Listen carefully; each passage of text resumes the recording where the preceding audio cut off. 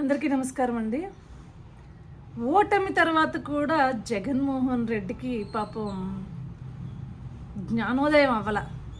ఎవరైనా ఒక పార్టీని రన్ చేస్తున్నప్పుడు ఓడిపోయినప్పుడు ఆ ఓటమికి గల కారణాలేంటి సమీక్ష చేసుకుంటూ ఎందుకు ఓడిపోయాము, కార్యకర్తల దగ్గర నుంచి అసలు ఏంటి అనే ఒక ఎక్స్ప్లెనేషను, లేకపోతే సెకండ్ గ్రేడ్ లీడర్షిప్ దగ్గర నుంచి ఏంటి అనే ఒక ఎక్స్ప్లెనేషను, లేకపోతే స్టేట్ కమిటీస్ నుంచి అసలు ఏంటి ఎందుకు ఓడిపోవడం జరిగింది మనం అని చెప్పేసి ఒక సమీక్షా సమావేశాలు పెట్టుకొని మళ్ళీ రాజకీయాల్లో గెలిపోవటంలో అనేది సహజం. మళ్ళీ మనం ఎలా ముందుకెళ్ళాలి అనేది ఏ నాయకుడైనా ఆలోచిస్తాడు. జగన్మోహన్ రెడ్డి కానీ ఏం చేస్తున్నాడంటే ఈరోజు ఒక ట్వీట్ వేశాడండి పాపం జగన్మోహన్ రెడ్డి. ఆ ట్వీట్ చదువుతాను, దాని తర్వాత తెలుగులో దాని సారాంశం ఏంటో చెప్తాను. Just as justice should not only be served but should also appear to have been served, so should democracy not only prevail but must appear to be prevalent undoubtedly. In electoral practices across the world, in almost every advanced democracy, paper ballots are used, not EVMs. అంటే ఇప్పుడు నేను ఓడిపోవడానికి కారణం నేను చేసిన తప్పులు కాదు, నా పరిపాలనలో తప్పులు కాదు, ఈవీఎంస్ అని చెప్పేసి పాపం ఈవీఎంల మీద నెట్టేసి ఆ పేటీఎం గొర్రెలను మళ్ళీ వెధవలను చేస్తున్నాడు అనమాట. ఈ పేటీఎం గొర్రెల్లోంచి ఎవరైనా ఈ ట్వీట్ వేసిన తర్వాత కింద కమెంట్స్లోకి వెళ్ళి చూడడం జరిగిందండి. ఎవడైనా క్వశ్చన్ అడుగుతాడా, తెలివిగలాడు ఎవడైనా ఉంటాడా అని చెప్పేసి.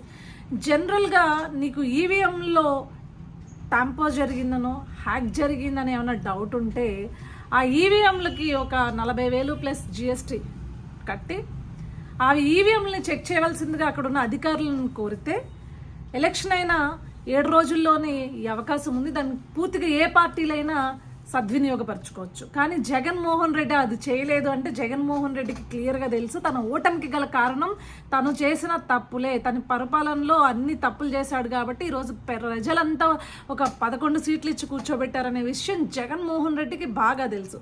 కానీ ఈరోజు మళ్ళీ వాళ్ళ కార్యకర్తలను ఎర్రిగొర్రెలను చేయడం కోసము ఇలాంటి ట్వీట్లు వేస్తున్నాడండి. ఇంకొకటి, జగన్మోహన్ రెడ్డి రాజకీయ పాఠాలు నేర్చుకోవాలంటే చంద్రబాబు నాయుడు గారి దగ్గరికి వెళ్ళు. గతంలో ఓడిపోయినప్పుడు మేమేమి ఇట్లా వంకలు పెట్టుకుని కూర్చోాలా, అసలు ఏంటి, ఏం ప్రాబ్లం ఉంది, ఎందుకు ఓడిపోయాము కార్యకర్తలతో అంటే సెకండ్ గ్రేడ్ లీడర్స్ దగ్గర నుంచి ప్రతి కార్యకర్తని చంద్రబాబు నాయుడు గారు టచ్ చేశారు. ఎందుకు ఓడిపోయాం, దేనివల్ల ఓడిపోయాం, పార్టీ కన్స్ట్రక్షన్ ఎట్లా చేయాలి, పార్టీని తిరిగి మళ్ళీ ఎలా ఏ రకంగా ముందుకు తీసుకురావాలి. 23 వచ్చాయని చెప్పేసి ఎక్కడ ఆగిపోలేదు.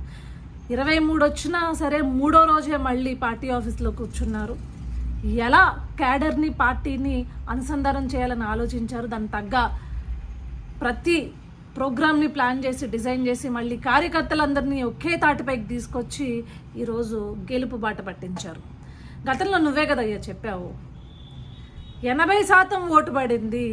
80%లో ఓటు వేసినప్పుడు ఆ ఓటు వేసినాడు ఈవీఎంలో ఏ బటన్ మీద నొక్కాలనుకుంటున్నాడో ఆ బటన్ మీద నొక్కి పక్కనున్న వీవీప్యాట్ స్లిప్ల దగ్గరికి వెళ్ళి ఆ బటన్కి సంబంధించిన గుర్తు వచ్చిందా లేదా అని చూసుకున్నాడు కాబట్టి ఈరోజు ఎవరు ఓటర్లు అనేవాళ్ళు కంప్లైంట్ ఇవ్వలేదు అని చెప్పిన ఘనుడువు నువ్వే. మరి ఈరోజు ఓటమి దాకా వచ్చేసరికి నీలో తప్పులు ఉన్నాయని ఒప్పుకోకుండా వేటి మీదో నెట్టేయడం అనేది ఉంది చూడు, అది నీ అహంకారానికి ప్రతీక అంతే.